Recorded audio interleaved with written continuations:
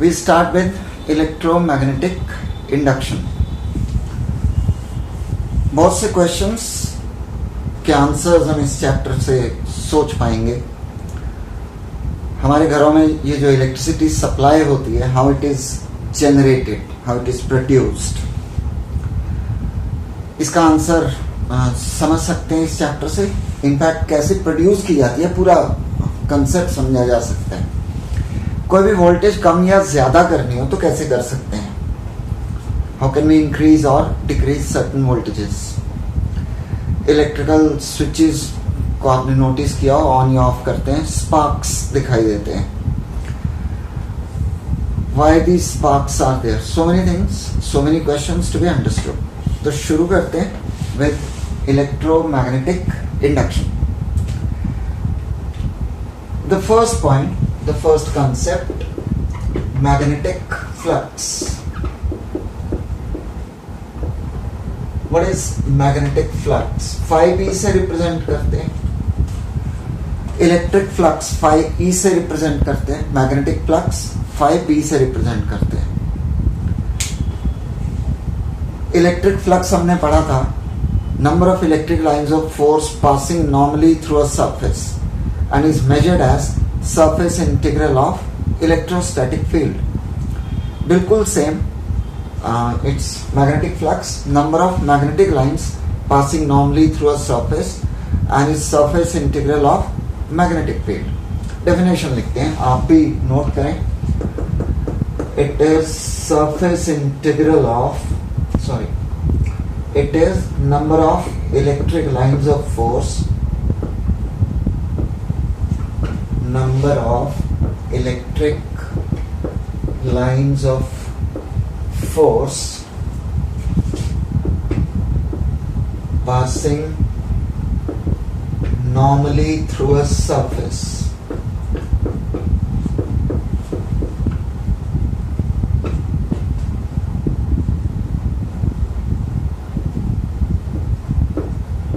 and is measured as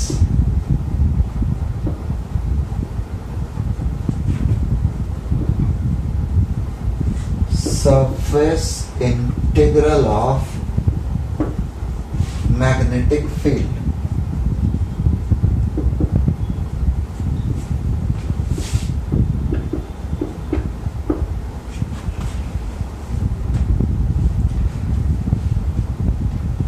Magnetic flux is surface integral of magnetic field. It can also be written as B dot A. कौन सा formula कहाँ use करेंगे. अगर field non uniform है तो we'll apply this formula, and the field is uniform, फिर ये formula apply करेंगे. Unit, SI unit is Weber, WB से रिप्रेजेंट करते हैं. और यहां से समझ सकते हैं Weber is Tesla meter square.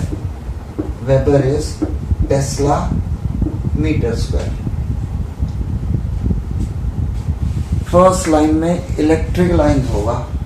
अच्छा, sorry, it is number of magnetic lines, my fault, passing normally through a surface and is measured as surface integral of magnetic field.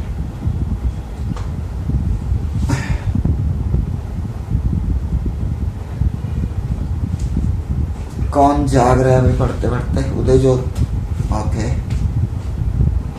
अभी क्लास शुरू हुई है, सारे ही जाग रहे होंगे, है ना. राइट. तो magnetic flux, it's the number of magnetic lines of force passing normally through a surface and is measured as surface integral of magnetic field. Formula integral of B dot ds और B dot A. Field non uniform हो, we apply this formula. For uniform field we apply this formula. ऐसा unit weber, और यहां से weber is tesla metre square. Magnetic field की unit tesla और area की unit metre square, तो Tesla metre square. Right. कहीं कहीं क्वेश्चंस में आपको मैग्नेटिक फील्ड की यूनिट, मैग्नेटिक फील्ड की यूनिट क्या होती है, टेस्ला, बट वहां दे रखा होगा weber per metre square.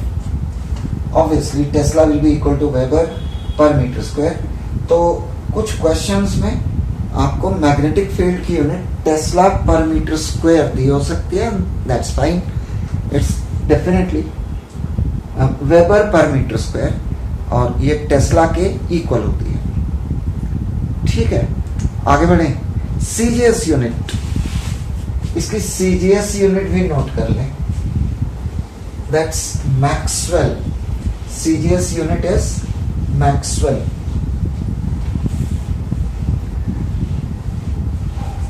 Big name for a unit, CGS unit of magnetic flux. It's Maxwell. और ये कोई पूछेगा नहीं एग्जाम में, but just knowledge, 1 weber equal to 10 raised to power 8 Maxwell.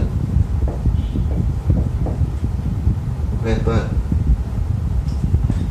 is 10 raised to power 8 Maxwell.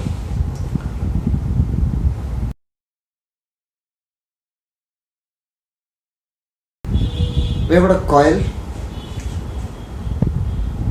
I hope this is visible. एक coil ले लें और इसे एक मैग्नेट के सामने प्लेस करें, पैरेलल रखेंगे तो no lines pass through it, flux will be 0, but if you turn it थोड़ा थोड़ा धीरे धीरे, और जब ये परपेंडिकुलर हो जाएगी तो मैक्सिमम लाइंस क्रॉस करेंगी, the flux will B maximum. और टर्न करें थोड़ा कम होने लगेंगी, और टर्न करेंगे द फर्दर डिक्रीज, पैरेलल हो जाएगा तो फ्लक्स 0। अब फिर टर्न करें तो फ्लक्स इंक्रीज होगा, जब परपेंडिकुलर होगा तो फ्लक्स मैक्सिमम होगा। थोड़ा स्पीड से घुमाएं इसको, turn it at a faster rate. क्या देखेंगे इसमें, क्या देखेंगे इसमें करंट फ्लो होने लग गया। Very simple idea. There is no contact, there is no cell, no battery, nothing. Simply एक मैग्नेट के सामने कॉइल को रख के रोटेट कर रहे हैं, and what exactly we are trying to do is, हम इसमें इस कॉइल के थ्रू मैग्नेटिक फ्लक्स चेंज कर रहे हैं। परपेंडिकुलर होगी तो फ्लक्स मैक्सिमम होगा, टर्न करते जाएंगे, it goes on decreasing. Once it becomes parallel to the field, the flux will be 0. Turn it further, the flux increases. In a way, like if you keep rotating it, the flux through the coil keeps changing. थोड़ा ज्यादा speed पर turn करें, क्या देखेंगे इसमें current flow होने लग गया, कॉइल में करंट फ्लो होने लग गया। The phenomena is known as electromagnetic induction. We call it electromagnetic induction. Magnetism से इलेक्ट्रिसिटी इंड्यूस हो गई, that's why we call it electromagnetic induction. Definition note करेंगे, इलेक्ट्रोमैग्नेटिक इंडक्शन। बहुत से सवाल आपके दिमाग में आ सकते हैं, I try to answer them gradually. ध्यान दें, we can say it is a phenomena due to which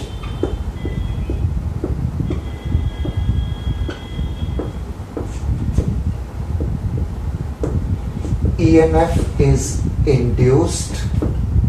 EMF is induced in a circuit whenever there is change in, whenever there is change in magnetic flux across it. Whenever there is change in magnetic flux across it. Definition note की जाए, we say there is, it's a phenomena due to which EMF is induced. अभी तक जब हम sales batteries connect कर रहे थे circuit में, तो दो अलग अलग वैल्यूज स्टडी करते थे, यूज भी करते थे। One was EMF, the other was terminal voltage. Cells और बैटरीज में दोनों की वैल्यूज अलग होती हैं, बट यहाँ इंडक्शन है, आप इसे वोल्टेज कह सकते हैं, पोटेंशियल डिफरेंस कह सकते हैं, EMF कह सकते हैं, call it anything, means the same. You can represent it by small e, capital E, V, any way you can represent it. it represents potential difference. So whenever there is change in magnetic flux across any circuit, some potential difference, we say EMF, is induced across that circuit, and it's a closed circuit, there is flow of current through it. The EMF is called induced EMF, the current is called induced current. The phenomena is known as electromagnetic induction. I think it's clear. आगे बढ़ते हैं. ये idea सबसे पहले किसको आया और क्यों आया? Who got this idea and how he got it? Faraday was conducting some experiment, or he had some magnets in his hand. तो मैग्नेट को ऐसे फेंका उन्होंने. वहाँ एक टेबल थी, टेबल पर एक सर्किट था, एंड ही फाउंड कि उस सर्किट में गैल्वानोमीटर में कोई डिफ्लेक्शन हो. In a way it was an accidental invention. Maybe वो जो रिजल्ट्स जो वो एक्सपेरिमेंट कर रहे थे उससे प्रॉपर रिजल्ट्स नहीं आ रहे थे, तो आउट ऑफ फ्रस्ट्रेशन ही might have thrown that magnet. और क्या ऑब्जर्व किया कि किसी सर्किट में गैल्वानोमीटर कनेक्टेड था and it shows some deflection. दोबारा फेंक कर देखा, सेम वे, अगेन ही found that some deflection is there. Came out with certain ideas. कुछ एक्सपेरिमेंट्स किए उन्होंने, हम भी करके देखते हैं, समझ के देखते हैं क्या है. So we have Faraday's experiments. First, एक ही एक्सपेरिमेंट को 3-4 अलग अलग तरह से समझने की कोशिश कर रहे हैं. Well, that's a coil with a galvanometer in it, और एक magnet which is brought towards the coil. Any magnet and it is brought towards the coil. क्या ऑब्जर्व किया Faraday ने? As the magnet is in motion, the galvanometer shows some deflection. But it shows deflection only till the magnet is in motion. जब तक magnet move कर रहा है तो deflection हो रही है. मैग्नेट यहां आकर रोक दिया, it's at rest, there is no deflection. Clear? Same experiment repeated, or instead of moving the magnet towards the coil, now the magnet is moved away from the coil. Again it is found that there is deflection in the galvanometer, though now it is in opposite direction. Faraday could not explain much about directions, तो हम directions अलग से पढ़ेंगे. Exactly deflection क्यों हो रही है, अभी हम ये समझने की कोशिश करेंगे. Right. Again, the same experiment. Exam में आपको कोई एक डायग्राम भी बना लेंगे तो that's enough. पर हम अलग अलग तरह से समझने की कोशिश कर रहे हैं. The magnet again moved towards the coil. What's the difference? The difference is that polarity has got changed. North और south को interchange कर लिया first के comparative. Again we find it shows some deflection. And when you move it away from the coil, still it shows, the galvanometer shows deflection. So observation is very clear. When the magnet is in motion towards the coil or away from the coil, there is some deflection in the galvanometer. It's there only till the time the magnet is in motion. You keep it at rest, there is no deflection. And important point, if it's moved at a faster rate, ज्यादा speed से move करते हैं, anyway this way or that way, तो deflection ज्यादा होती है. कुछ समझ में आया एग्जैक्टली क्या हो रहा है, what exactly is happening? When the magnet is moved closer to the coil, towards the coil, magnetic flux through the coil increases. More lines will pass through the coil. More magnetic field lines will pass through the coil. Or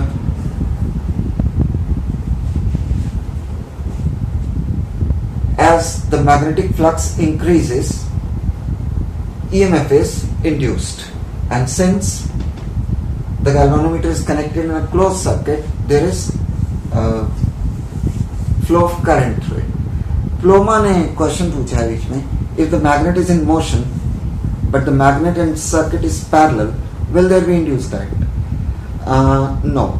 Like we had a coil, or let me explain this, you'll get the answer. थोड़ा सा समझे पहले. Magnet रख देने से induction नहीं हो रही है. रीजन, सिर्फ यहां लाकर रोक दिया. Magnetic flux is there but the flux is not changing. तो फ्लक्स का होना जरूरी नहीं है, फ्लक्स का चेंज होना जरूरी है. ठीक है. You move the magnet away from the coil, magnetic flux through the coil will decrease, and with change in flux again EMF is induced. Keep the south pole this way. Now you move it towards the coil. Still magnetic field lines through the coil will increase. In a way we can say magnetic flux increases, and again EMF is induced with a change in magnetic flux. ठीक है, समझ में आ गया. ध्यान रहे, flux का होना जरूरी नहीं है, फ्लक्स का चेंज होना जरूरी है. तो same question, if you move the magnet in such a way that it's moving parallel to this coil, no EMF is induced. कुछ नहीं होगा. ठीक है, because there is no change in magnetic flux. This is very important. Right. आगे बढ़े. That was first experiment. Next, second. Diagram draw कर लेना है, तो ये काम आएंगे और इनके बारे में अपनी लैंग्वेज में थोड़ा सा लिख सकते हैं. एंड अगर प्रॉपर नोट्स देखने हो कैसे लिखना है, एग्जाम में कैसे लिखना है, तो बुक से पढ़ें. लर्निंग फिजिक्स आप सबके पास होगी, तो उसमें से पढ़ा जाए. आपको एग्जैक्ट वर्ड्स मिलेंगे, स्टूडेंट्स लैंग्वेज में मिलेंगे. एक बार रीड करें, याद हो जाएंगे. Right. Faraday's second experiment, the more important one. Chapter में खास बात है, हम जो भी पढ़ रहे हैं इसे 2-2, 3-3 बार अलग अलग टॉपिक्स में पढ़ते हैं. Same concepts. The second experiment, there is a coil with a battery, a की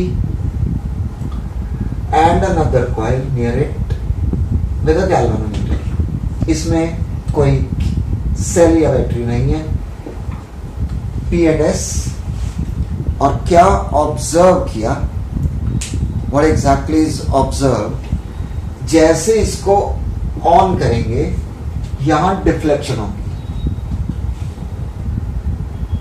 दे are not electrically connected, there is no link, but the moment you switch on this circuit it shows some deflection, and when you switch it off it again shows deflection, now in opposite direction. ये deflection एक बार समझी जाए exactly कैसे होगी. That's a galvanometer. Needle यहां पर है. जैसे इसको ऑन किया, ऑन करते ही इसमें deflection, but the deflection is for a very small time interval.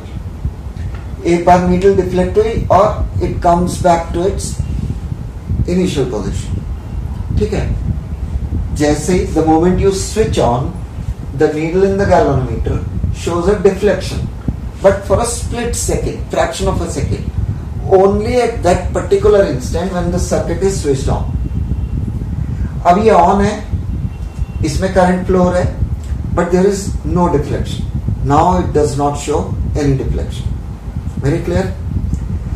Keep it on for half an hour, still there is no deflection. But the moment you switch it off, again there is a deflection. Now in opposite direction.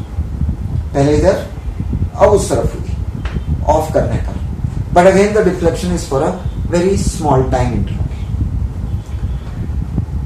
Observation समझ में आई कि क्या हुआ, क्यों हुआ, इस पर सोचते हैं थोड़ा सा. I hope this is clear.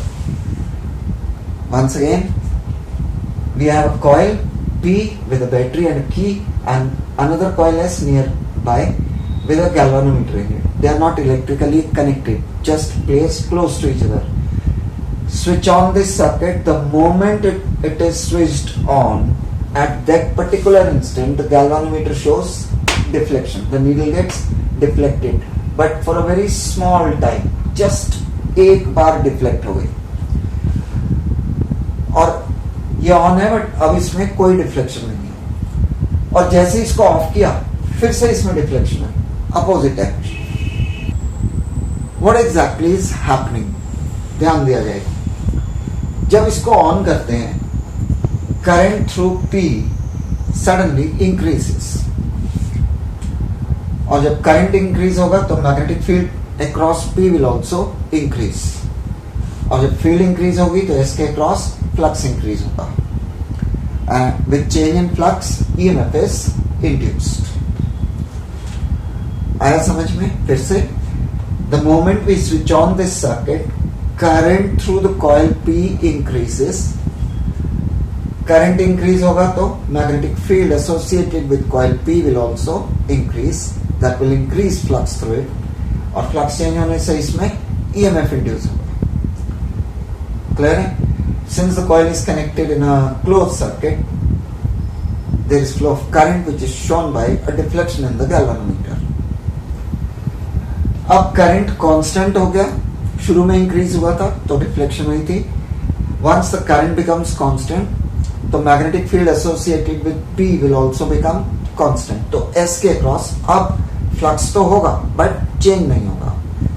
Flux means magnetic field कितनी पास हो रही है इसमें से, number of magnetic lines of force passing through the coil, वो तो होंगी, but there won't be any change in the flux, क्योंकि फ्लक्स चेंज नहीं हो रहा है तो EMF विल रिमेन कांस्टेंट। ठीक है, फ्लक्स विल रिमेन कांस्टेंट और कोई EMF इंड्यूस नहीं होगा।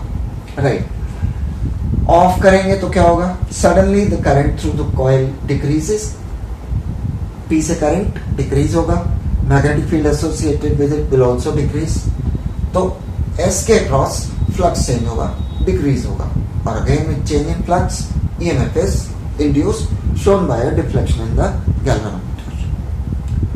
ठीक है, समझ में आ गया? Any question anybody?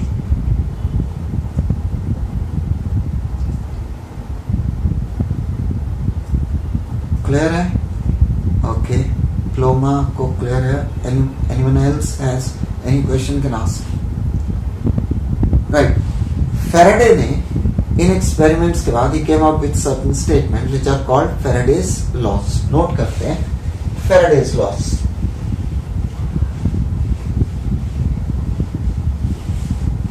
First,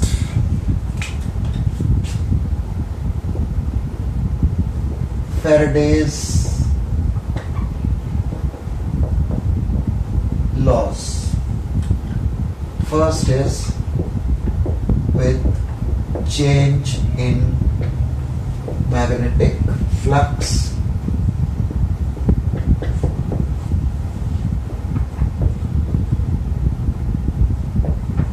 across a circuit,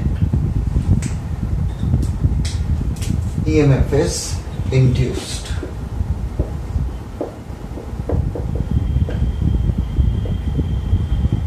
And the induced EMF lasts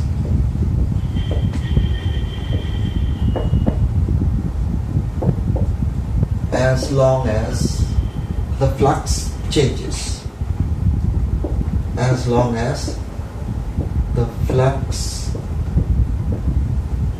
changes। ठीक है। Second, the induced EMF is directly proportional to induced EMF is directly proportional to the rate of change of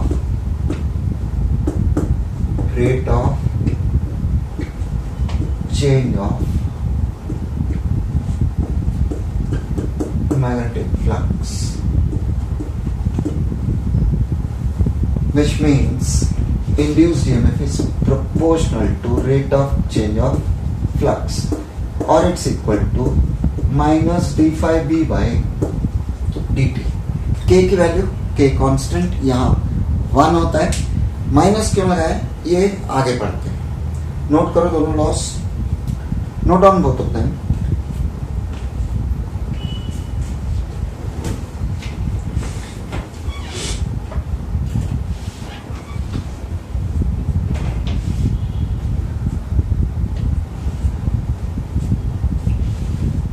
ठीक है, any question in this? Both the loss with change in magnetic flux across a circuit, EMF is induced and the induced EMF lasts as long as the flux changes.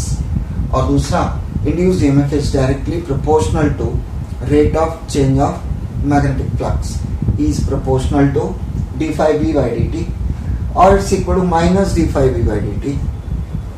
Constant k की value 1 होगी, लिख लें यहाँ, because k is equal to 1. Minus क्यों लगाया ये आगे बताएंगे. I hope this is clear. So Faraday's laws of electromagnetic induction. Clear है?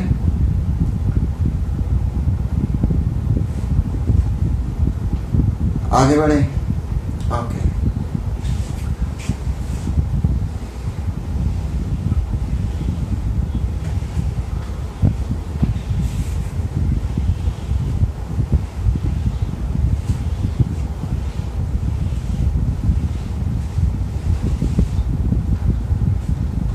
फैराडे कुछ ज्यादा डायरेक्शंस के बारे में नहीं समझा पाए, तो लेंज एक साइंटिस्ट, उन्होंने फैराडेज के एक्सपेरिमेंट्स को रिपीट किया. जितने एक्सपेरिमेंट्स थे, जिस तरह से भी कर सकते थे, by all possible ways he tried to understand the direction of current. Current किधर फ्लो हो रहा है इन दोज एक्सपेरिमेंट्स. उन डायरेक्शंस को देखकर ही came out with a statement. Direction से उन्होंने एक लॉ बनाया, स्टेटमेंट दी कि भाई इससे यही समझ में आ रहा है कि डायरेक्शन ऐसे होती है. Now with the help of that statement we can find the directions. We call the law as Lenz's law.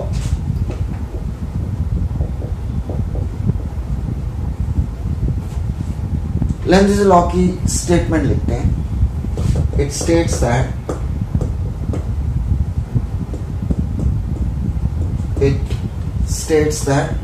direction of induced current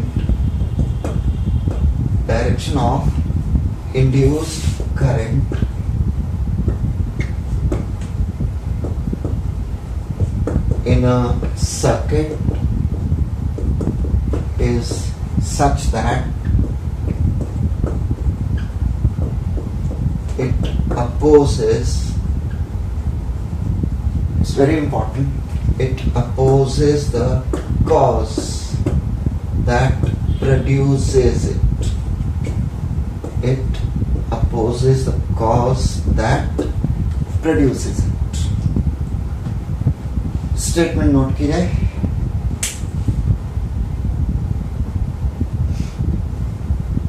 Lenz's law, it states that direction of induced current in a circuit is such that it opposes the cause that produces it. Now, how we can find direction of induced current using this statement? ध्यान दिया जाए. I hope ये note कर लिया, तो समझते हैं अलग अलग डायरेक्शंस कैसे फाइंड की होंगी या कर सकते हैं. कोई फैराडे का ही एक्सपेरिमेंट ले लेते हैं. We have a magnet being moved towards the coil. Let's try to understand the direction of induced current. Pay attention.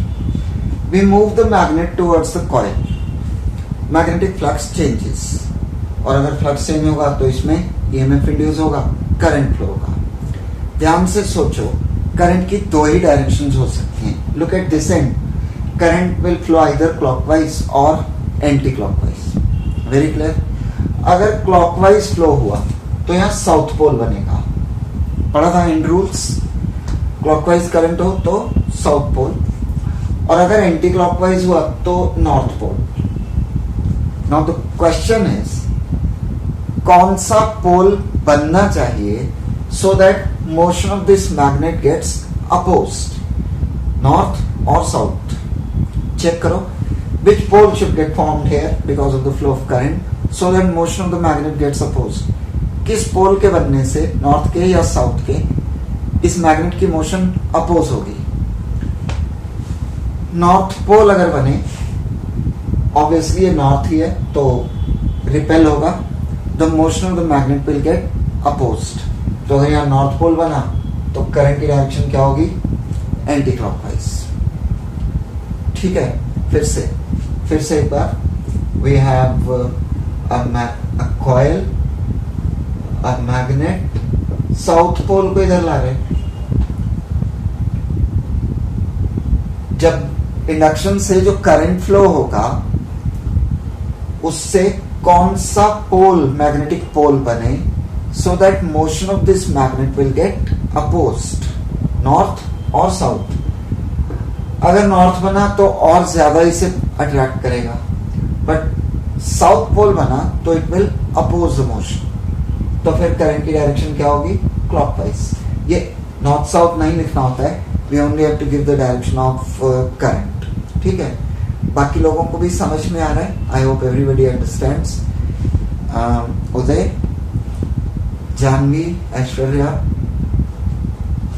माहिर को डायरेक्शंस बड़ी जल्दी समझ में आती हैं। वंस अगेन, लाइक सपोज इसको उधर ले जा रहे हैं, we are moving this magnet away from the coil. Now which pole should get formed here at this end so that this motion gets opposed? कौन सा पोल बनना चाहिए? साउथ पोल, क्योंकि साउथ बनते ही इसको अट्रैक्ट करेगा तो मोशन अपोज होगी, यानी करंट क्लॉकवाइज होगा। ठीक है, फिर से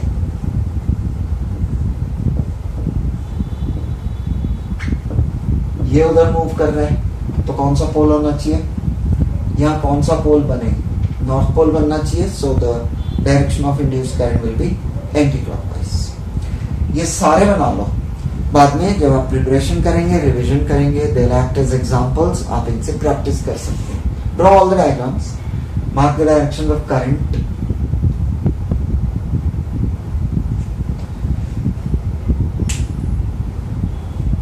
ये क्लास जिन्होंने ज्वाइन की हुई है ये तो कर ही लें, और जो ऑनलाइन बाद में देखेंगे या देख रहे हैं, अब देख रहे हैं, वो भी draw the diagram in your notebooks, बाद में आपको इनकी जरूरत पड़ेगी।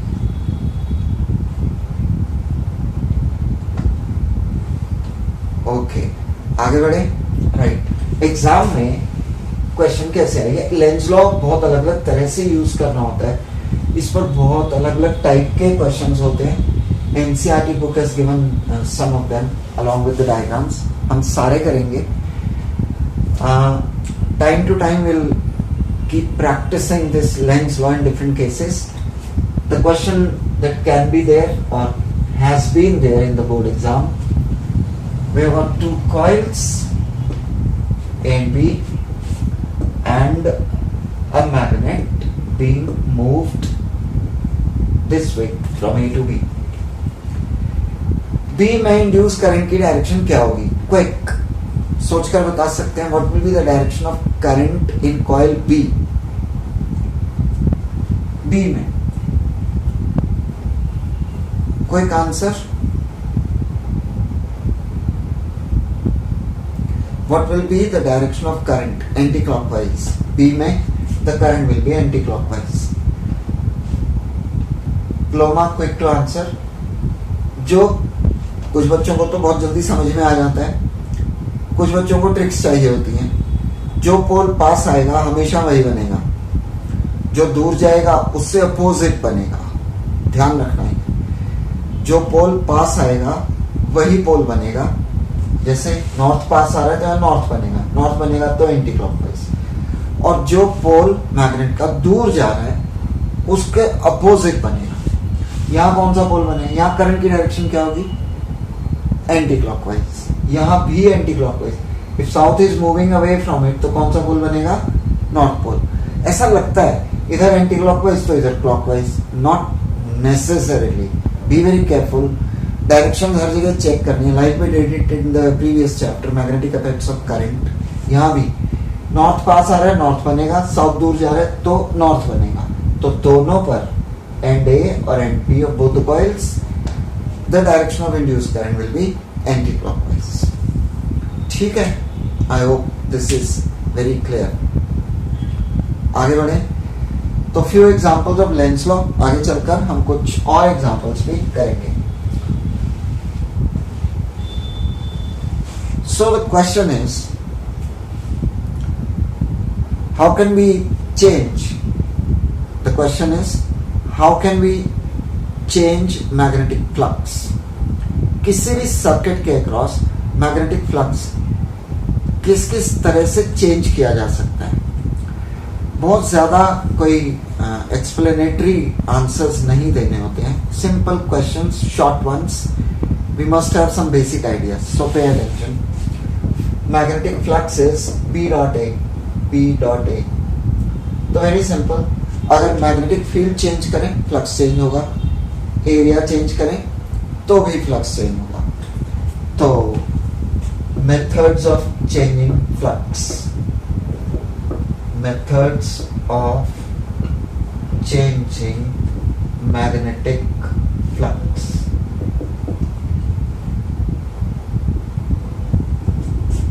First, by changing magnetic field. By changing magnetic field. अगर फील्ड चेंज करें तो फ्लक्स चेंज होगा, वेरी सिंपल आइडिया। तो टेक अ कॉइल,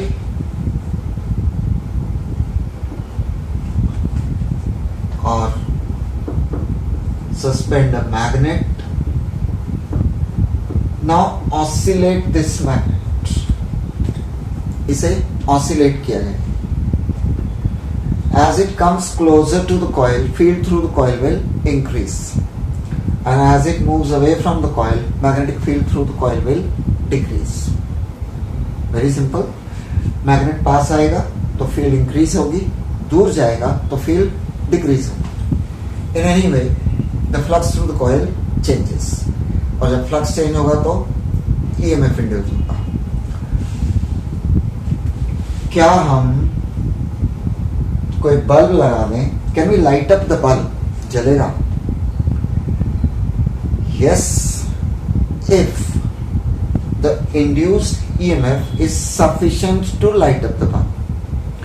जैसे टॉर्च का बल्ब लगा दें, 3 वोल्ट पोटेंशियल डिफरेंस है तो जल जाएगा। तो अगर इसको ऑसिलेट करने से जो फ्लक्स चेंज हो रहा है उससे जो EMF इंड्यूस होगा 3 वोल्ट के आसपास है तो we can operate the bulb. LED लगा दें, जलेगी, बिकॉज उसको बहुत कम वोल्टेज की जरूरत होती है। तो जल सकता है बल्ब, ऑपरेट कर सकते हैं बल्ब को अगर इतना पोटेंशियल डिफरेंस इंड्यूस हो जाए जितना बल्ब के लिए चाहिए। Very simple. तो प्रैक्टिकल आइडिया आजकल तो कम यूज होता है, पुराने जमाने में एक साइकिल डायनेमो होता था, साइकिल डायनेमो, उसमें ये अरेंजमेंट किया होता था। इतना सा साइज होता था डायनेमो का, जस्ट स्मॉल साइज, और साइकिल के पिछले पहिए के साथ कनेक्ट कर देते थे। और अरेंजमेंट कुछ ऐसा दैट जब साइकिल चलेगी, पिछला पहिया घूमेगा तो उसके साथ ये अरेंजमेंट होता था डायनेमो। और dynamo means a small generator. तो ये मैग्नेट ऑसिलेट करेगा और ईएमएफ इंड्यूस होगा, और वायर थोड़ी खींचकर लंबी करके हैंडल तक ले आते थे, और हैंडल पर एक लाइट लगाते थे जैसे टॉर्च होती है, कुछ वैसे। ठीक है। तो उससे क्या होता है, वो टॉर्च जितनी लाइट उसमें प्रोड्यूस होती है। As the bicycle is driven faster the illumination of the bulb increases. Question exam में आया हुआ है। तो same, as the bicycle is driven faster the oscillations they become faster, और उससे मोर ईएमएफ इज इंड्यूस्ड। तो साइकिल डायनेमो में, dynamo means a generator, उधर जो dynamo itself means a generator. Hydro turbine क्या होती है आगे बताएंगे आपको। ठीक है, समझ में आ गया? It's very simple. Any question on this? If we change the magnetic field across any circuit, and this is how we are doing it, we have suspended a magnet and we allow the magnet to oscillate to and fro As it comes closer to the coil, the flux through the coil will increase. A field will increase, that will increase the flux, and as it moves away from the coil, field through the coil will decrease, or with change in flux, EMF is induced. Right. That was one of the methods.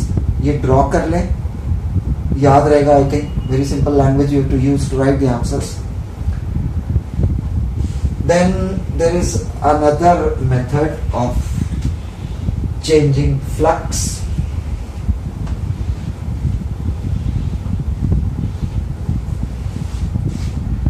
This is by changing area. By changing area. समझा जाए, इस पर कुछ numericals भी आते हैं. We have a small formula which we are going to derive. क्या होता है, कोई एक मैग्नेटिक फील्ड है और एक वायर ली, वायर को बेंड किया, एक फ्रेम बन गया, इसमें प्लेस कर दिया. कोई भी वायर, जैसे ये लैब में हम वायर यूज करते हैं, इंसुलेटेड है, इंसुलेटेड नहीं होनी चाहिए, ऐसे ही कोई वायर ले ली, बेंड किया और ऐसे रख दिया. ठीक है. इसी वायर का एक पीस इसके ऊपर रखते हैं. Suppose this is copper wire या एल्यूमिनियम की वायर, उसको बेंड कर लिया, एक फ्रेम बन गया, इसी वायर का एक पीस इसके ऊपर रख दिया. That's the area of the close circuit. Field कितनी है चेक करो, एरिया से मल्टीप्लाई करेंगे तो field into area will give us the magnetic flux through this close circuit. अब अगर हम इसे मूव करें विद सम वेलोसिटी, तो जैसे जैसे इसको आगे ले जाएंगे, क्लोज सर्किट का एरिया इंक्रीज होगा. एरिया इंक्रीज होता जाएगा, it means the flux is increasing. And if you move it to the other side, now the area will start decreasing. तो एरिया डिक्रीज होगा मतलब फ्लक्स डिक्रीज होगा. So we can change the flux by changing area of the close circuit inside the magnetic field. ये cross क्या represent करते हैं? Cross they represent an inward magnetic field. In this field we have placed a wire frame. Wire को bend करके इस तरह से रख दिया, इसी वायर का एक पीस इसके ऊपर रख दिया, so that becomes a close circuit. इतना एरिया क्लोज सर्किट का, और मैग्नेटिक फील्ड को मल्टीप्लाई करें, we get the value of flux. If you move this slider, this wire over this frame, तो क्लोज सर्किट का area will go on increasing. And if you move it to the other side, the area will go on decreasing. और area change होगा तो flux change होगा, EMF induce होगा. Clear है? It's very simple. Scooter dynamo जो होता है, scooter में भी एक छोटा सा जनरेटर होता है, scooter dynamo. That's based on this principle. अब technically how it is done is immaterial. Just an example you can remember for your viva purpose. Viva में पूछ सकते हैं, कोई एग्जांपल दो तो आप बता सकते हैं. ठीक है, आगे बढ़े. Now mathematical part related with it. Induced EMF is minus d phi b by dt. Pay attention. Induced EMF minus d by dt. That's B dot A. B dot A is B A cos theta, and theta is the angle between field and area vector. Field and area vector. Diagram से देखकर सोच सकते हो field और area vector में angle कितना होगा. Field ऐसे है, perpendicular to this loop. Area vector is also perpendicular to the loop. पढ़ा था हमने. Field is perpendicular to the loop and area vector is also perpendicular to the loop. तो angle कितना होगा? 0. आउटवर्ड फील्ड ले लें, एरिया वेक्टर आउटवर्ड ले लें, दोनों में एंगल कितना होगा? 0. इनवर्ड फील्ड और एरिया वेक्टर भी इनवर्ड ले लिया जाए तो एंगल कितना होगा? 0 होगा. And that's cos 0. cos 0 equal to 1. तो minus d by D T b into A और minus b into D A by D T. Now how much is the change in area? That's the only important point. यहाँ है, मान लो time dt में, in time dt the slider moves through this distance dx. That's the change in area. We are moving the slider with constant velocity over this wireframe. Time dt में यहाँ से यहाँ गया तो इतना एरिया चेंज हुआ. कितना? लेंथ अगर l मान लें तो change in area will be l into dx. l into dx. ठीक है, या कह लो minus B L D X by D T. And what is D X by D T? That's v, velocity. पूरा concept एक बार फिर से ध्यान से समझें. That's another method of changing magnetic flux by changing area. And for this what we have done is we have taken an inward magnetic field directed inwards. We can also take an outward field. इसमें एक wire frame, wire को bend करके place किया. इसी wire का एक piece इसके ऊपर रख दिया. This is a close circuit, तो इसका कुछ एरिया होगा. You move this slider with a uniform velocity this way और दिस वे. इधर मूव करेंगे तो क्लोज सर्किट का एरिया इंक्रीज होगा, उधर मूव करेंगे तो डिक्रीज होगा. Length of the wire is suppose L and we assume in time dt it moves through distance dx. तो टाइम dt में इतना एरिया चेंज हो गया, यहां से यहां आ गया. That's the change in area. कितना ईएमएफ इंड्यूस होगा ये हम यहाँ फाइंड कर रहे हैं. Induce EMF minus D phi B by D T और phi b dot a flux is b dot a. b a cos theta. Theta is the angle between field and area vector. Field is normal to this loop. Area vector is also always normal to the loop. तो दोनों के बीच में angle कितना हो गया? 0. तो cos 0 1 होता है. b बाहर आ गया. dA by dt. Change in area. Okay, आप यहाँ कंफ्यूज हो रहे होंगे. Change in area L dx by dt. ठीक है, change in area is L. अच्छा, dx हमने दो बार लगा रखा है. Change in area is L dx by dt. तो B L and dx by dt is V. तो induce EMF equal to BLP. ये माइनस साइन क्या रिप्रेजेंट करता है? हमने कहा था फेराडेज लॉज में हमने लिखा था और कहा था बताएंगे आगे कि क्या रिप्रेजेंट करता है. Anybody, what does this negative sign represent? Negative sign actually Lenz law से आया है. From Lenz law it represents that direction of induced current is such that it opposes the cause that produces it. ठीक है, क्या represent करता है कि induced current की डायरेक्शन कुछ ऐसी होगी that it will oppose the cause that produces it. I hope this is clear. Any question you have, you can ask. Somebody having some questions? नहीं तो लिखो clear sir. माहिर.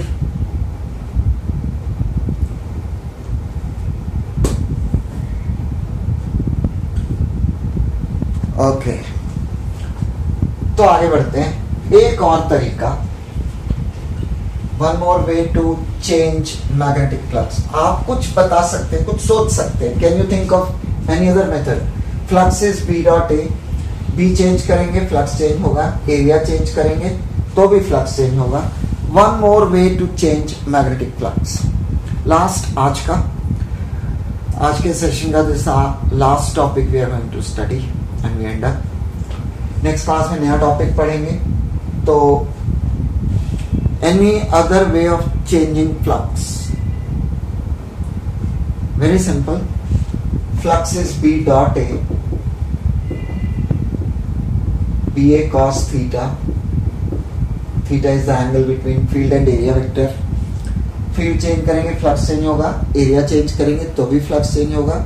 और if we change the angle between the two, then also there will be change in magnetic flux. And that's the third method of changing flux, by changing orientation. Mind you, ये जो भी पढ़ रहे हैं सब repeat होगा आगे. तो अगली क्लास ज्वाइन करने से पहले आज का पार्ट रिवाइज किया जाए, एक बार रीड कर लें इसको, और प्रॉपर लैंग्वेज जो यूज़ करनी चाहिए हमें एग्जाम्स में लिखने के लिए, लर्निंग फिजिक्स जो बुक है उसमें से आप पढ़ें। Right, by changing orientation pay attention, we work to magnetic poles and coil. In fact हमने चैप्टर यहीं से शुरू किया, इंडक्शन का पार्ट। कॉइल प्लेस कर दी, now turn the coil, rotate the coil in the magnetic field. As the coil turns, flux through the coil will change, and with change in flux EMF is induced. Very simple. coil अभी parallel है, फिर थोड़ा angle हो गया, perpendicular होगी, फिर थोड़ा angle, and again it becomes parallel to the field. तो as the coil turns, flux through the coil will change, increase भी होगा और डिक्रीज भी होगा, और फ्लक्स चेंज होने से EMF इंड्यूस होगा। How much EMF is induced, let's try to find out. Pay attention, induce EMF minus D by D T D phi B by D T. ठीक है, induce EMF minus D by D T N into B dot A. Sir ji N कहां से आ गया बीच में? N means number of turns of the coil, और इसको दो तरह से आप समझ सकते हैं। एक तो ये कि कितनी बार टर्न कर रही है, ये तो गलत हो गया, ये वाले टर्न्स नहीं, इस कॉइल में कितने टर्न्स हैं, वायर को कितनी बार टर्न करके कॉइल बनाई गई है। तो this has got how many, 3 turns. ठीक है, तो number of turns 3।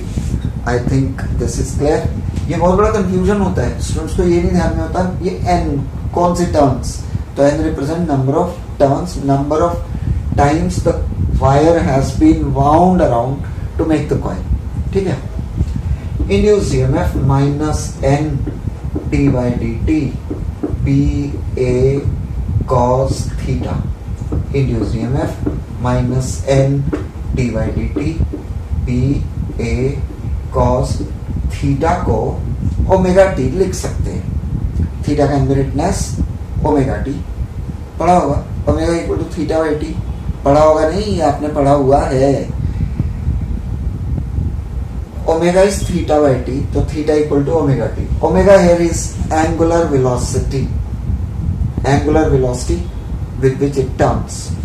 Induced EMF minus n b a cos omega T का differential minus omega sine omega T, तो माइनस माइनस प्लस हो गया।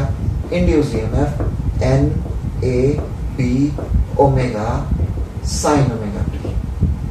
ठीक है, कॉस ओमेगा टी का differential minus omega sine omega T.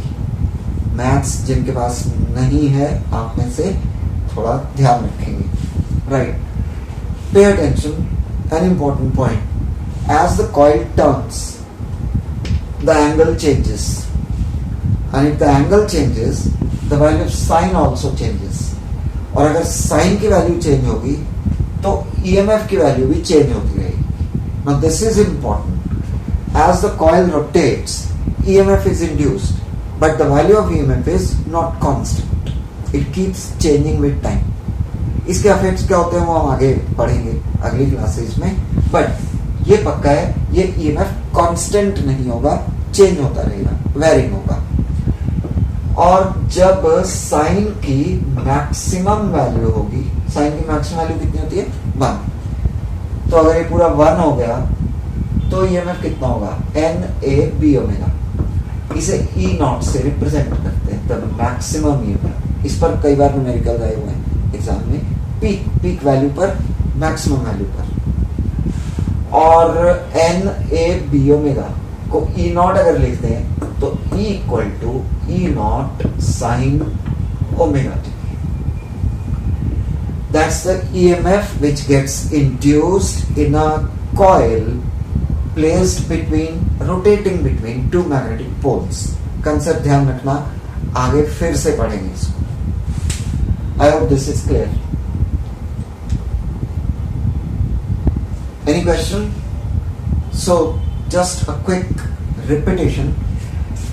That's the third method of changing flux. पहला क्या था? By changing field. Cycle dynamo, उसमें हमने एक एग्जांपल लिया था.